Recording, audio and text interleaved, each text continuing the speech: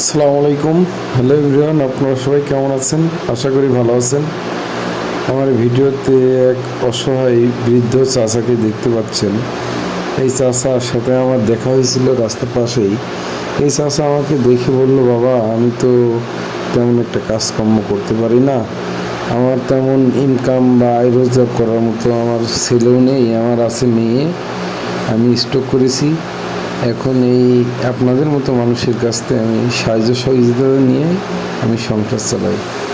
পারলে আমাকে কিছু সহযোগিতা করো বাবা, আমি খুবই কষ্টে আছি। তারপরে আমি ওনাকে কিছু টাকা দিলাম। তারপরে ওনাকে আমি ভ্যান গাড়ি দেখে ভ্যানে তুলে উঠাই দিলাম।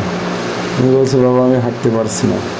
তো কোনো ভ্যান গাড়ি ওনাকে নিতে চাচ্ছে না। তারপরে আমি ওনাকে বললাম, চাচা আপনি দাঁড়ান, আপনার আমি একটা ভ্যানের ব্যবস্থা করে দিচ্ছি। এই বলে আমি ওনাকে একটা ভ্যান দেখে দিলাম। উনি তেমন একটা হাঁটতে পারে না।